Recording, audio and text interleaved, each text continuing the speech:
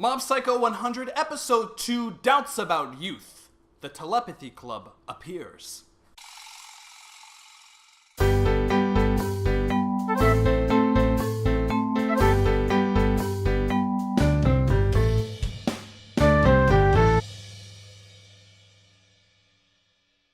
Hey, how's it going everyone? From Insho here, back at it once again with another Mob Psycho anime episode review. Today we're talking about Episode 2, the much anticipated Episode 2. I gotta say, I've been really looking forward to this episode. I've been really thinking about this series this past week, and yeah, let's talk about it. Doubts About Youth. So, I don't think that this episode was necessarily better than the first, or not any worse at all either, but I think it hit on very different notes. It felt like not a different series, but just a very different tone going into this episode. The first episode really established the series quite well, in my opinion. I think that they really showed off kind of the world and what we're going to be dealing with throughout the series.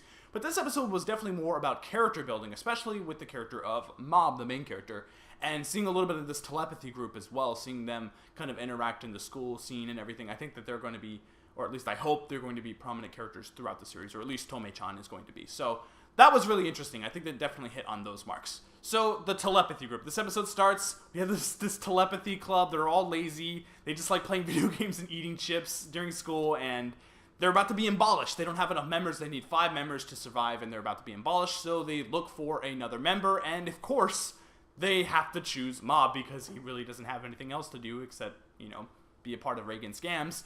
But yes, they go after Mob, which is pretty cool. I love, again, Bones just being delicious with their animation, showing off a lot of cool stuff. I was kind of worried that they weren't going to be able to keep up, that kind of caliber animation throughout the series, but they really are doing so. They're doing a great job of making the show look good. And in this episode, it's not as action-packed or over-the-top as the first episode, but yet the animation's still great. There's still a lot of stuff happening on screen at once. When you see the telepathy club kind of walking through the hallways, they're like looking for students to join their club, and just it looks beautiful. You see the hall just passing by. You see the characters, they're worried and angry, and they're scared that they're not going to be able to, eat chips and play video games during school anymore. I like that. The animation's great, and even with some of the emotions that the character's feeling, like when I believe it, Tome-chan is like in dread, like, oh my gosh, I'm not going to be able to keep this club going. There's like a whirlwind of darkness around her, and you see she just has this face, and it looks so good. The viewpoint's just kind of moving around. It looks fantastic. It looks fantastic. So Bones doing great on the animation, even though there is really not too much action in this episode at all. It still looks great. Actually, that hallway scene and seeing some of the emotions of these characters and seeing all these things look better than the actual action scene in this episode. So fantastic, Bones, for making walking and talking more exciting than actual action. That's pretty cool on your guys' part. But yes, telepathy group, or telepathy club, they find Mob. Mob's not sure what he wants to do. He's kind of a little hesitant, so he gets Reagan on the phone, of course. In the beginning of this episode, I completely went past this. The beginning of the episode, we have Reagan talking to this guy, telling about, I don't even know where this conversation started with this dude, but apparently, like, internet pornography is like an evil spirit, and that's why his shoulder's been killing him. And he gives him a massage, of course, that's one of his expertise. He's good at throwing salt at people, good at giving massages, not very good at exorcising demons or anything like that, but the other things, yeah, A+ on that. But I thought that was a really hilarious scene. I was like laughing out loud. That was the beginning of the episode, so I was like, okay, this is going to be more of a humorous episode, and it definitely was throughout. So that was really, really funny. I love how he's just like, I love the dude's reaction to this massage. Like, there's no way you can cure this shoulder, and he's like, oh wow, that actually feels pretty good.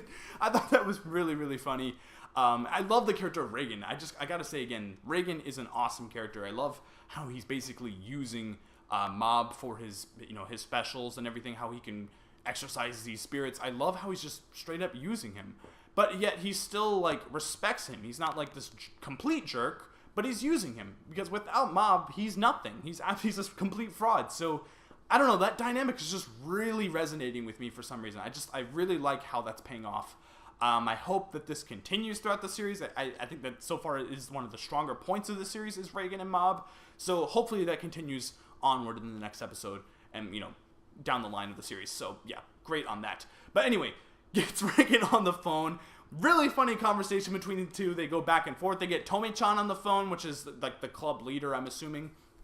And they're just, like, talking. They're like, you have to let him join. I know he has to do this and that, but you're a fraud. I guess I wasn't sure if other people realized that Reagan was a fraud. Like, I didn't know that that was, like, a known thing throughout the school or, like, throughout that town. I'm not sure, because it seems like almost every single client that comes to Reagan so far is very skeptical about the whole thing, but yet the world itself is built around kind of these spirits and these exorcisms. Like, there's, like, an actual business to be made, like, with these exorcisms and everything. So I don't know if they're just skeptical because, oh, ghosts, like, they're not real, or that stuff just doesn't exist. Or they're like, oh, Reagan, like, we all know that you're terrible at this thing, but you're the cheapest one to do this kind of stuff. So I'm not sure if it's that kind of line, because, I mean, they mentioned it, like, yeah, like, we're the cheapest guys to do it. I think the girls in the High-So Girls Academy mentioned, like, yeah, you're just the cheapest dudes to get this done, so that's why we called you. So yeah, I'm not sure if it's, like, that or the other. I'm not sure, but very funny conversation back and forth. Again, the animation looking clean. I loved, again, they're just really making the small things matter in this series, and I think I like that. I really do. I think that the focusing on the little details really just makes the series shine and really makes it memorable, in my opinion. So yeah, then we have one of the most funny parts of this entire episode is when they both have, the Mob and Reagan both have to dress up as girls and infiltrate this all-girls high school. I think it's called High-So Girls Academy. I'm not quite sure. That was really, really funny. Reagan gets immediately caught at the gate. He has, like, hairy legs. He talks like a dude. He's like, yeah, you gotta get out of here, bro. And then you just see Mob kind of just slip through. Reagan's like, yeah, okay, you go ahead. So Mob infiltrates the school, goes to the roof, gets bullied by these, bratty girls, and then he sees, the actual girls that called them originally, and they're like, yes, there's this evil spirit. There's, like, bras that are flying through the locker room, which I thought was really funny. And this is a really cool scene. I kind of like this. I like how the conversation that they have, like, in the stairwell. I thought that was really interesting. And I love just the actual hunt for the spirit. I wish that the episode kind of paid attention to this just a little bit more. I wish they kind of, like, showed a little more of this hunt. I think that would have been a little more exciting. But he eventually finds them in, like, the basketball court area. And he, of course, takes this giant spirit down. It's called, like, the scent ghoul, I think, which is pretty hilarious, but pretty disgusting at the same time. He's like this perverted ghost of, like, smelling things, apparently. So yeah, really, really cool. He's really ugly looking, and he goes after this girl, cuts off both his arms and stops him. But then, like, the spirit gets a little serious with Mob. Like, after he takes him down, he's like, hey, Mob, like, I kind of feel you. I feel how you are right now. Like, I understand you're kind of going through the same thing that I'm going through. Not the creepy pervert stuff, but the fact that you're not very good at talking to women, the fact that you're just, like, kind of shy around these things, you're not very social. And I thought that was kind of interesting. I'm not sure if I like this direction that they took the spirit in, I guess, just of him actually being kind of a serious character and actually feeling for Mob. I thought that was kind of weird, kind of, coming from this evil spirit that he just literally took down. I'm not sure if I like that.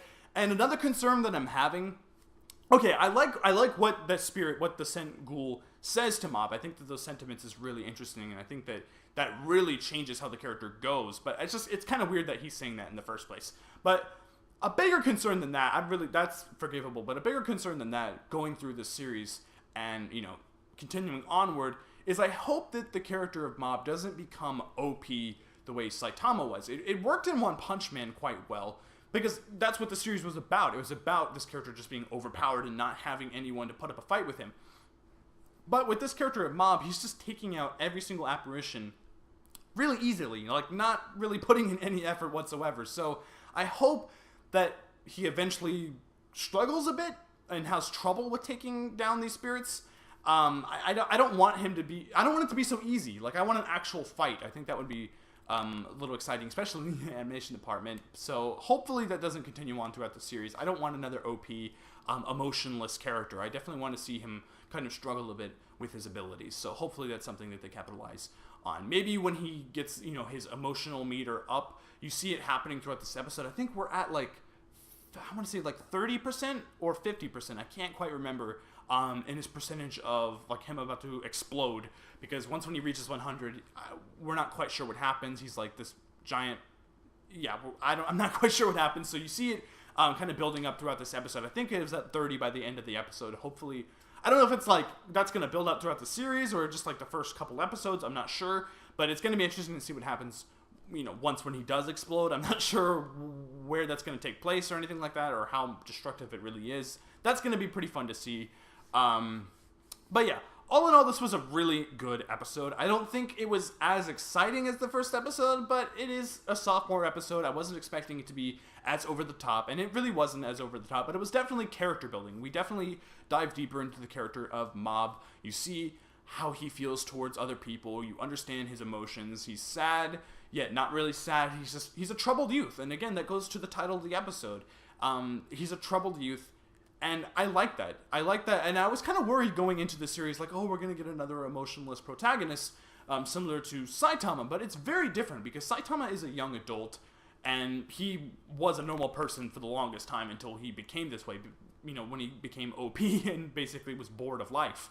But this character, I don't know, it's like he's more of like kind of in a cell. Like, he literally can't feel these certain emotions or he's gonna like go crazy. I like that. I really do. I think that's really saddening, honestly. It pulls on your heartstrings a bit. And also it I don't know, it's interesting to see how he's going to take certain situations and how he is going to feel about certain characters when he can't really express his emotions too much or doesn't know how to express his emotions too much. So that's really cool. I'm glad that it's not reminding me of One Punch Man too much. It's definitely kind of setting itself apart from that. It's not as action-packed. It's a little more character-driven, which I really, really like. And I think that's something that was missing from One Punch Man, or at least, you know, the first 12, 13 episodes of One Punch Man. I think that if they do a season 2 or in the manga, there's a lot more character development between like Genos and Saitama and all that, and Amai Mask and stuff. I think it definitely capitalizes that later on during the series. But this one, it's hitting it off, you know, right off the bat. Episode 2, we're already kind of feeling for this character Mob, or understanding how he, you know, feels and how he sees things, and I like that a lot. I really do. It's going to be interesting to see what happens next episode, because he doesn't end up joining the Telepathy Club, and I thought that was really interesting. He goes, at the very end of the episode, he goes to the Telepathy Club. He's like, yeah, I'll join you guys. So they pass an application, but then, like, I guess the Bodybuilder Club walks in, and the school council's like, hey, like, this is going to be your new clubhouse. And we're like, no, we're not abolished yet. But the main character, Mob, he ends up joining the Bodybuilding Club. And there's some flashback scenes which look really cool. And I think, I wasn't sure at first, but I think the reason why is he understands that people don't really like telepathy. They don't really like the whole psychic thing. That's like scary to people, and it's weird. He wants to be normal. He wants to be athletic. He wants to be able to run and do these like 100-meter dashes or whatever. He wants to be able to impress people by doing normal people things instead of floating stuff and making things bend. Like, that's weird to everyone else apparently. So I think that's why he joined the bodybuilding group. But I'm just confused I'm actually excited to see what's going to happen to the Telepathy Club. Like, how are they going to be angry at Mob? Or are they going to be enemies of Mob? Because I think that would be pretty exciting. I guess they're abolished now since they couldn't find a member. It's going to be really exciting to see what happens next episode. I watched a little bit of, like, the trailer for next episode at the end of the ending. We're actually seeing the ending for the first time, which is really awesome looking. It's like a flip book kind of thing. We see I think it's Reagan. He's kind of like going through his morning routine, and it looks really cool. And I love that song too. It works really well with the series. So yeah, and can I just say, my God, this opening, I'm not even joking, by I think Mob Choir, this is one of the best openings I have ever seen. Not even joking. Like, hands down, probably in my top 5 favorite openings of all time. It is just so good and so hype. Good God, when you hear this countdown, it's like, damn, like, I'm ready for this series. Like, it is so well done. The animation and that opening alone is wow. Like, it is just absolutely fantastic, and it's really growing on me, and I'm not even joking. It's becoming one of my favorite openings of all time. Definitely in top 10. It's just absolutely great. So yeah, all in all, this was a really cool episode. Again, I kind of forgot to talk about what happened at the very end of the episode, the kind of trailer for the next episode. I didn't have subtitles. I was watching it on Crunchyroll. There was no subtitles at that point, so I was just kind of trying to figure stuff up in the Japanese. And it looks pretty cool. It looks like there's going to be kind of like this culty looking group, which looks kind of weird. There's like people with weird masks. Super excited for next week's episode. This episode, if I had to give it a review on a scale of 1 to 10, I think I would give it, I'd give it an 8. I think I would give it a solid 8. I don't think it was as exciting and as over the top as the first episode, but it didn't need to be. This was the sophomore episode. I wanted to see some character building, and that's exactly what we got from the episode. Super excited to see what happens in episode 3. Comment below. Tell me what you think of this episode. Did I miss anything? Did I not talk about something that you wanted me to talk about? Hit me up in the comments. Give me your thoughts on this episode. What do you think of the dynamic between Reagan and Mob? What do you think of them dressing up as women and going into an all-girls academy? Comment below and let me know. Hit that like button. Please be sure to hit the like button. Let me know that you like this review. Let me know that I can continue onward. And also subscribe. I do these videos weekly. As soon as the episode airs, I try to get the thing recorded as soon as possible. So yeah, hit that subscribe button to get these videos weekly. And yeah, also you can follow me on Twitter at FuminShow1 to get updates on this channel, get updates on everything anime, manga, and video games, and yeah, all the stuff in between. So thank you very much for watching, and until next time, I'll see you guys later. Bye-bye.